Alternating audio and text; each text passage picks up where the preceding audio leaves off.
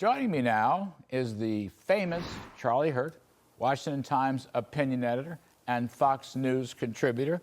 Charlie, will he keep it up? Is this a new Donald Trump? Is he going back to the substance of 2016? And are the grievances gone? Are the election denial gone? Is the trash talk gone? What do you make of it, Charlie Hurt?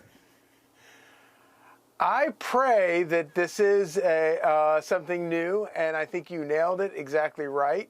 Donald Trump got elected in 2016 not because he was a nice guy. He got elected on the issues, and they were on the issues that both Democrats and Republicans in Washington had ignored for decades.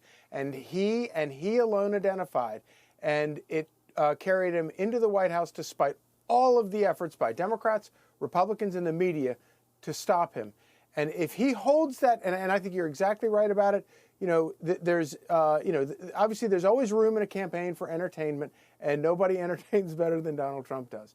But that's not what the American people really care about. What they care about are these issues, and staying focused on these issues and fighting for the American people, be they Democrat, Republican, Independent, fighting for American people, fighting for workers, fighting for the country is what people love about this guy. And if he stays focused on that, no matter how hysterical his opponents might be about the fact that he's running again or anything like that, I would argue that it even just helps him. He can be presidential because he's been president. Give it a try. It worked last night, and it'll work for the next 2 years. I was surprised, perhaps you were. I mean, some of his critics, even conservative critics, many conservatives who, didn't like him in the first place, but they're doubling down after the elections and whatnot. But people are saying, well, it was a low-energy speech, Well, so I don't think it was low energy. What I saw, Charlie, was it was a considered speech. It was a tempered speech. It was, quote unquote, a serious speech, all right? This was not some, big campaign rally where he's going off and, riffing and this and that and the other thing. And in that sense, it was presidential. But did you think it was low energy, or do you think it was temperate? Do you think it was well considered? Do you think it was deliberate, this presentation? Well, think about it, Larry.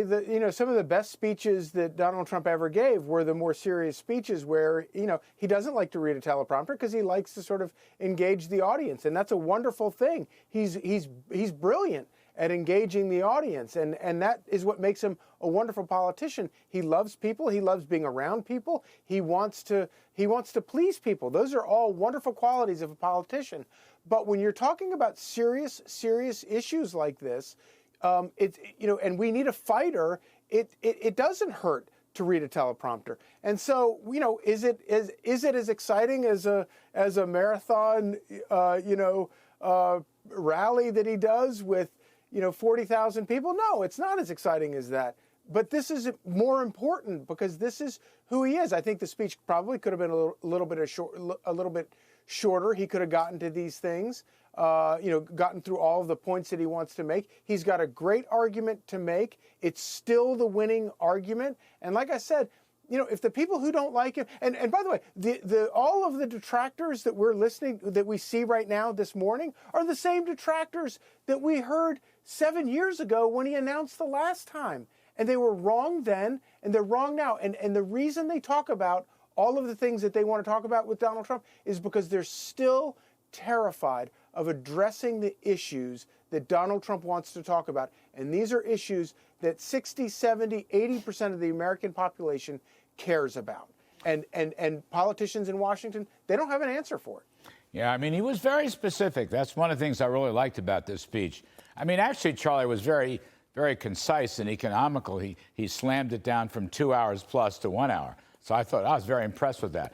That was a joke, but we were listening to it. We were listening to it on somebody's cell phone in a restaurant last night in New York, and it could have been a little shorter, but it wasn't bad. The point I'm wondering though is, this is not going to be a closeout bid. This time he will be primaried. He was primaried by any number of people back in 2016, and I wanted to ask you.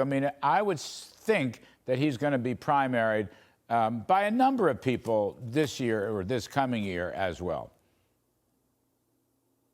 I agree with you, but I also think that the biggest I don't think he's going to get primaried successfully from sort of the more establishment wing. I don't think that's going to work, given where Trump has moved the party, quite frankly. He's moved the party so far into his lane, which is a more populist, more centrist wing, voter base.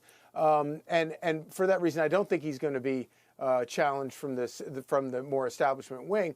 But and the challenge is going to come from somebody who's trying to basically arguing all of the exact same issues that Donald Trump brought to the table. But what I think is kind of interesting here is the more Donald Trump stays focused on these issues and doesn't get into the name calling and doesn't get into all of that stuff, that's the best way to keep big people like Ron DeSantis, for example, from announcing in the primary. The best way to keep the field clear is to remain focused, the way he did last night, on the issues that people care about. I mean, it's interesting for all the criticism about the midterms and so forth. Most commentary acknowledged that the Republicans got a larger share of Hispanics, a larger share of blacks, a larger share of Asians, and they've been getting a larger share of the so-called blue-collar working folks. Now, those are Trump. That's what Trump did to remake the Republican Party. Exactly. The country, he's not appealing to the country clubs. He's now appealing to the coastal elites. He's not really appealing to the FBI and the Justice Department and the bureaucracy. I mean, these are quintessential Trump accomplishments. He's redone the Republican Party. Now, will he reclaim it? Because I do think DeSantis is going to run. I mean, I don't think this can be a shutout bid. That's just my take right now. Maybe I'll change my mind in a year. I don't know. But I think that, if he stays on these issues, he will keep those constituents.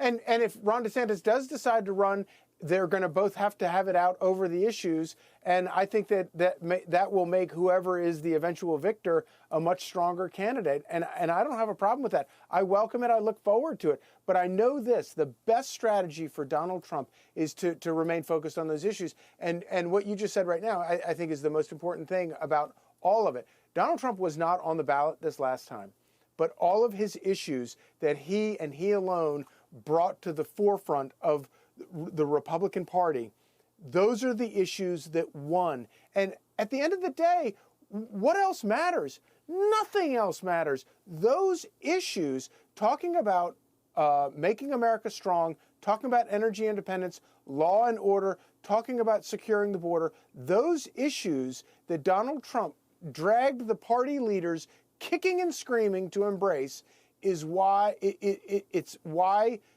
Republicans had all the successes that they did have last week, and it is the future of the party, and it's the future of the country, and there's a lot of reason for those of us who love this country to be optimistic because Donald Trump forced the Republican Party to embrace those issues. Well, I think I agree.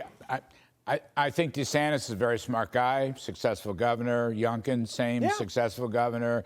Pompeo's a very smart guy. Mike Pence is a very smart guy, whoever. I mean, I'm a free market guy. I love competition. I think competition will make them all better, if you want to know the truth. Really. I think it'll make Mr. Trump better. But I just love it when he stays away from the trash talk and the grievances and stays on these very serious, very well-considered issues. Charlie, I can't leave you, though, without at least some commentary on this wonderful column you wrote. Wonderful just meaning, well, I don't know, wonderful. Permanent Minority Leader Mitch McConnell. That's the headline in the Washington Times. And then the subheader is, what does a guy have to do around here to get fired? Now, Mr. McConnell has won. He won again. It's a secret ballot. They tried to postpone it, but he won again. You have a problem. You seem to have a problem with that. Tell us more. Well, honestly, my biggest problem with these people in Washington, like Mitch McConnell, is that they are always trying to blame Donald Trump for all of their failures. Their failures go back way before Donald Trump. How did they get through the day before Donald Trump came along for them to blame him for everything? It's ridiculous. And so when they try to shift blame on Donald Trump for all of their failures in this last election, it's kind of ridiculous. And it's a reminder that these people never pay a price for their failures. And the other thing, as presidential as Donald Trump was last night, in his speech. The other thing, in case anybody forgets where his heart lies in terms of the establishment, let's also not forget that he did also pointed to a couple of new platform items, including lifetime ban on lawmakers from becoming lobbyists. Yes. If you wonder whether this guy is still a marauder at the gate, he's still a marauder at the gate, because that is kryptonite for these lawmakers and their staff on Capitol Hill. And that, by the way, should extend to members who work in the any administration. But that's the kind of thing that an outsider comes up with that you never get with these people like Mitch McConnell, quite frankly, who have been on the inside for decades. My favorite is the lady from Delaware who during her campaign in 2020 was forced to announce, "I'm not a witch." Charlie, that is priceless. I'm not a witch. Yeah, where was Mitch? Exactly. I mean, come on. We could have used a good witch from Delaware. What the heck? Let her rip. Charlie Hurt, Washington Times. At this point, I would have voted for one. The best of the best. Look, I've always loved the Wicked Witch of the North. No, it was a good witch of the North. Anyway, we'll talk about the gold standard some other time. Anyway, thank you, Charlie Hurt. Appreciate it.